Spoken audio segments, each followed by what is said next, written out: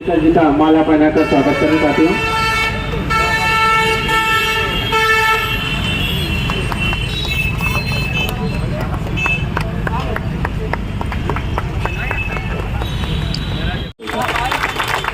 इसलिए ये पार्टियां जानबूझकर मुद्दों पर बात नहीं कर रही हैं। अब इतने दम और घमंड में है, उन्होंने समाज को जाति के आधार पर बांट दिया, उन्होंने धर्म के आधार पर बांट दिया, बड़े बड़े वादे करके देश को तबाह और बर्बाद करने का काम किया है। जो मैं उस समय कह रहा था कि जब देश में जब सभी लोग गुलाम हो गए तो देश आजाद कैसे हुआ। भारत देश की जनता के बीच में राजा नवाब बड़े बड़े राजा महाराजा जब आजाद नहीं करा पाए तो देश की जनता ने, देश की उन माताओं ने जिन्होंने अपने बेटों को देश की पर कुर्बान करने के लिए, देश की आजादी के लिए फांसी के फंदे पर चढ़ने के लिए कहा कि जाओ, आज भारत माता गुलाम है, इसलिए भारत माता को आजाद कराने के लिए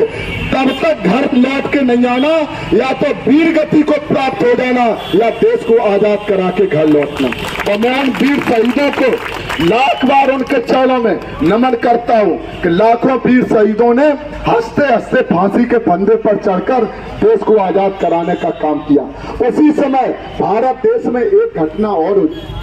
देश तो आजाद हो गया, लेकिन देश की आजादी के बाद अब देश चलेगा कैसे। जब इस बात पर विचार हुआ तो हुआ कि अब देश आगे, देश का एक संविधान होगा, संविधान के आधार पर देश चलेगा। तो बाबा साहब डॉक्टर भीमराव अंबेडकर जी, जो पूरे देश और दुनिया में सबसे योग्य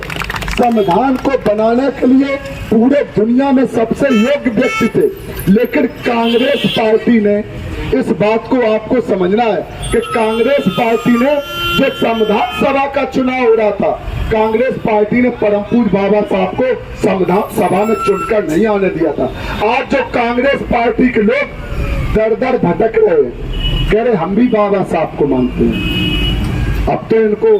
अगर हम कह दें शर्म नहीं लगती तो कई चुनाव आयोग कहे कि ये शर्म वाला शब्द गड़बड़ है, हम नहीं कहेंगे कि शर्म नहीं लगती, लेकिन ये जरूर कहेंगे कि क्या कांग्रेस पार्टी को वो दिन भूल गई। आज जब आप कहते हमें एक मौका दे दो, आपने 60 साल तक मौका देकर भारत में जो गरीबी, बेरोजगारी, कांग्रेस की गलत आर्थिक नीतियों की वजह से भारत देश में भुखमरी पैदा हुई, इस बात को पूरे देश के लोग जानते हैं। लेकिन कांग्रेस पार्टी उसी समय से परम पूज्य बाबा साहब के संविधान बनाने के समय से लेकर आज तक संविधान की विरोधी पार्टी रही है। बाबा साहब को संविधान बनाने का मौका मिला और परम पूज्य बाबा साहब ने संविधान के अंदर भारत देश के सर्व समाज के लोगों को स्वाभिमान सम्मान की जिंदगी दी, लेकिन संविधान में दिए अधिकारों को कांग्रेस पार्टी ने देश की जनता को नहीं दिया। देश को तबाह और बर्बाद करने का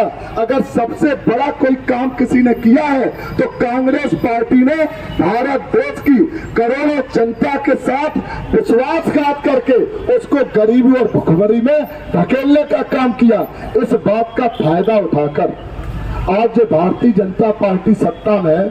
इस पार्टी ने कांग्रेस पार्टी की गलत आर्थिक नीतियों की वजह से जब देश के लोग परेशान हो गए, जब गरीब, बेरोजगार, व्यापारी, किसान जब परेशान हो गया, तो भारतीय जनता पार्टी ने चालाकी से उस मौके का फायदा उठाया। भारतीय जनता पार्टी ने बड़े बड़े वादे किए, काम 2 करोड़ नौकरियां देंगे, हम किसानों को MSP देंगे, हम मजदूरों की मजदूरी बढ़ाएंगे, हम जो